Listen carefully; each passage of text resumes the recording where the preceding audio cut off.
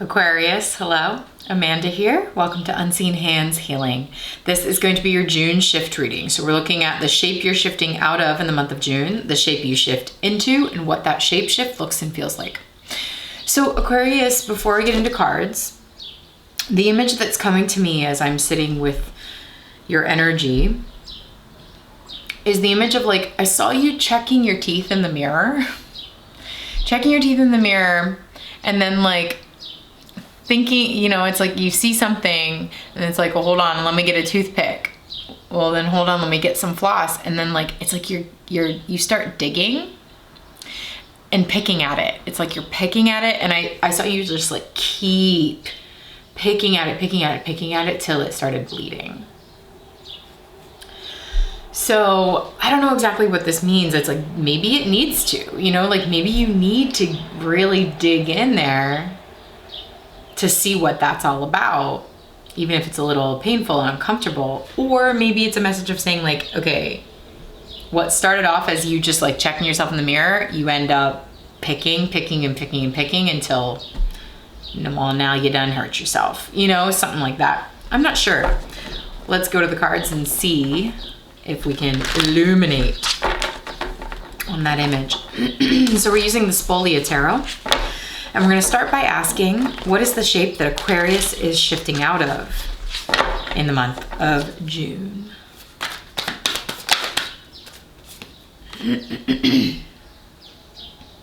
Shifting out of the Queen of Wands energy. Interesting. The embodiment of your inner fire. I'm not gonna say anything else. I'm gonna pull another card and see what comes. Okay, what is the shape Aquarius is shifting into in June? Ace of Pentacles. Something new. This is kind of interesting because I said the embodiment of your inner fire, but then I looked at the actual image on the card and we're getting this like Queen Cleopatra kind of person. She looks a little bored, right? She looks a little lackadaisical, a little ennui, and she's kind of like, meh, you know? Maybe she's wanting to put fuel on the fire or wanting to stoke her flames a little bit because she's like a little bit, she's not finding what's around her very exciting, something like that.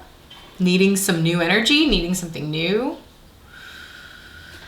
And I'm getting this specific thing of like, there's an energy of throwing something away or casting something off in order to start something new or go in a new direction. With the Ace of Pentacles. Let's see what this is about. What does this shift look and feel like for Aquarius in the month of June?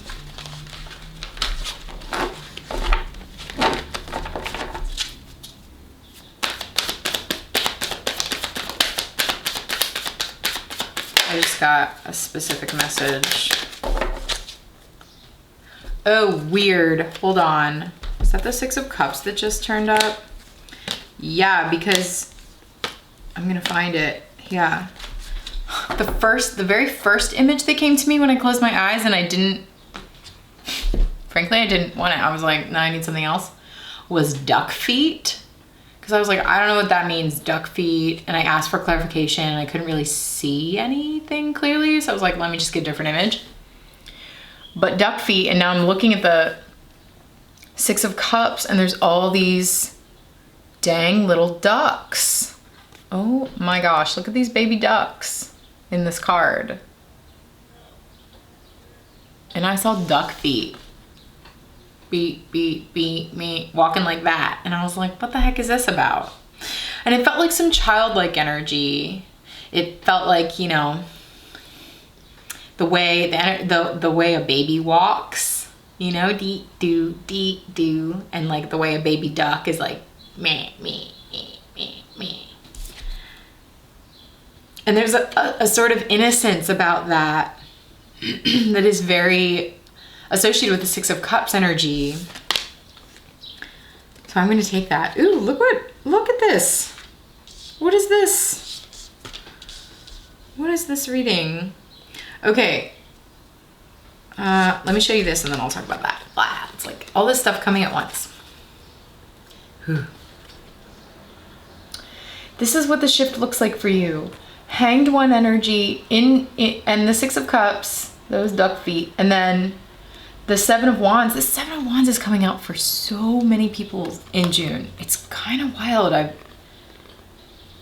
It's a major collective energy of like the drive to move forward, the drive to fight forward, to fight for something or to fight for yourself. Moving essentially from this like boredom and suspension, and I specifically I'm seeing this as the hearth, the fireplace at home. You've got to keep the hearth going to sustain the home situation. And I'm seeing this as like doing sort of the chore of stoking, okay, I gotta sprinkle flames on the fire, gotta keep the hearth going, doing this sort of chore energy around keeping the domestic life running smoothly or keeping the home. You know, this could even be just like the boredom of chores around the house, or like being in your house and doing all of the things it takes to run your house, that kind of a thing. And feeling like, man, I'm bored at home. I'm bored with keeping this place together. I'm bored with this. And feeling like that's got you in this energy of suspension. This energy of suspension, and perhaps, and like you're wanting to something new. I think you're wanting something new to spark. I'm seeing these sticks as rubbing together, clanging together to create a spark, to sort of incite something new, you know, like an inciting incident that gets you going, flies you forward in a different direction with some new energy to grab onto, something new to work on, something new that you are wanting to move forward into with full force. Seven of Wands.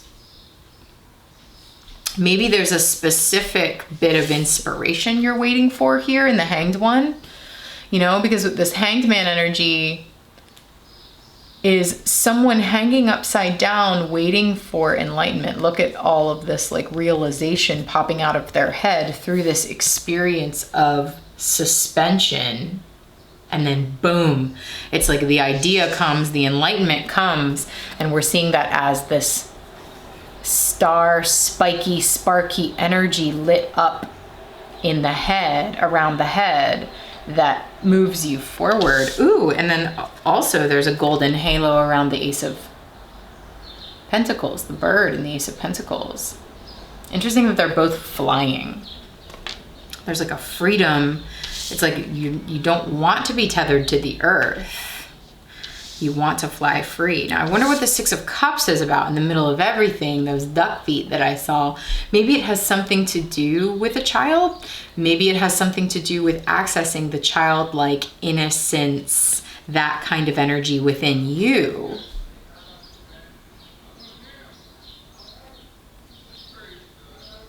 Being reunited. Sometimes the Six of Cups talks about an emotional reunion.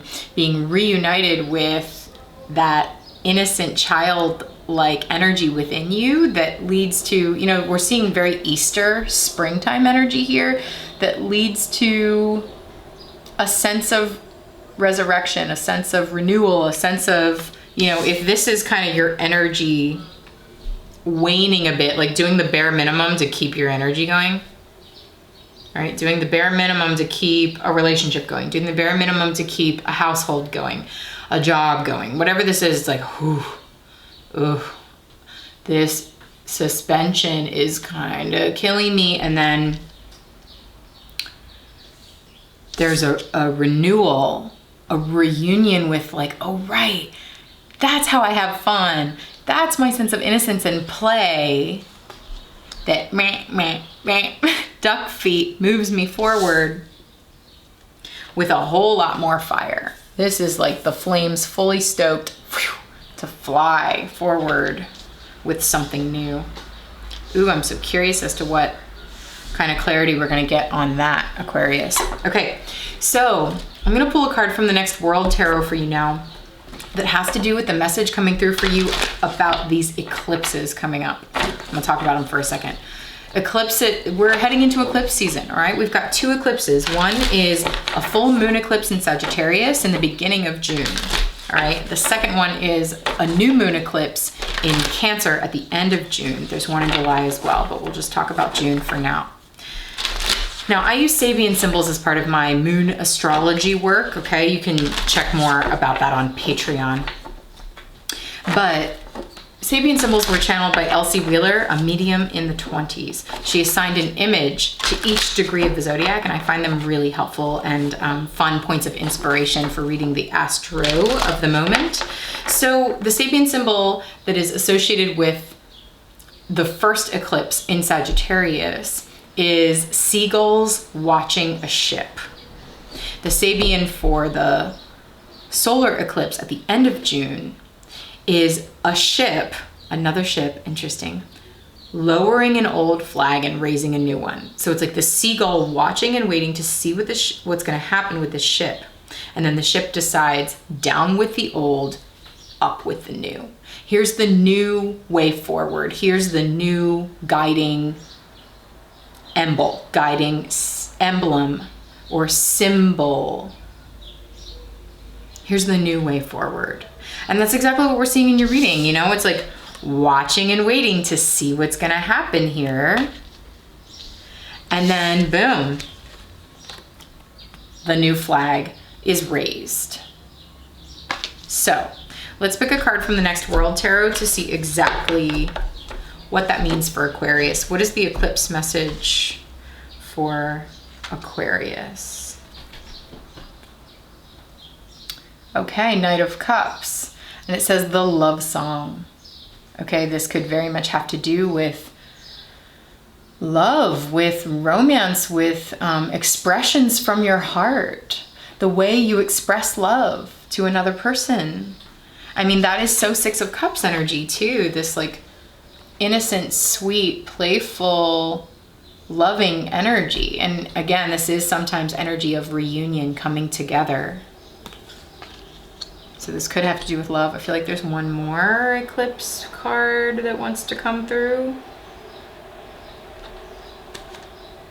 Whoa, another Cups energy, emotional energy, the Queen of Cups, the throne of emotion, right? Again, very playful. It's like this person could almost have duck feet, right? Very playful expressions of emotions, expressions of the heart. I kind of like these coffee cups. It's like, are we gonna go for coffee? You know? We're in a pandemic, so, you know, do things safely. But that's the energy of like expressing your heart, expressing what's on your heart in a fun way, in a light way, in a creative way, like finding all of your emotional depths, but like lightening them up a little bit so that you can be lighter. Because I'm seeing this as like, this energy is a bit more heavy and sort of tethered to the earth. Didn't I say that earlier too? Maybe part of what's tethering you is an emotional heaviness or an approach to your inner, to a relationship with yourself that is quite emotionally heavy. And then the 6 of Cups is like, find emotional buoyancy, which then lightens you up to passionately move forward in a new way, in a sense of a new beginning, you know, maybe in a relationship. Interesting. Okay, So Aquarius, we're gonna dig deeper now and see what this is all about for you. I need some more cards, you know? We're gonna get into some other decks in the extended reading and see if we can flesh this out a bit more specifically. If you'd like to follow me over there, stick around. At the end of this reading, there'll be a little preview of what that extended gets into so you can see that it resonates with you. And if it does, click the link in the description box below and that will take you to Patreon.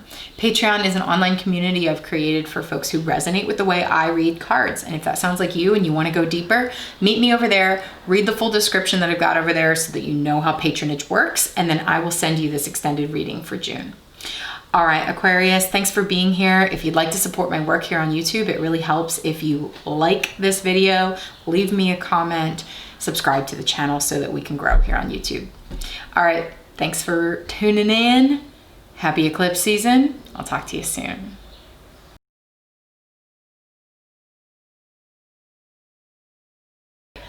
So focused on yourself that you're just like staring at your own belly button, and that sort of like vicious cycle is just like, it's not working for you anymore, maybe, you know, and it kind of keeps you trapped here. It kind of keeps you stuck in your own mind, stuck in your own head, and focused on like a lot of heaviness, and focused on all of the like emotional picking at yourself to the point of pain, maybe. It's like time to move forward into a lighter way of being, a more fun way of being, something that has a little more perspective, to realize like sometimes it doesn't have to be painful to be fruitful. Ooh, 7 of Pentacles, Ace of Coins, 8 of Swords. It doesn't have to be painful to be fruitful. I love that. It doesn't have to be painful and emo and intense and all of this stuff to be fruitful. It can be buoyant. It can be as sweet as and simple as duck feet, you know? And it can be like, and in fact, this is an even more flamboyant expression of self once you are able to access that lightness.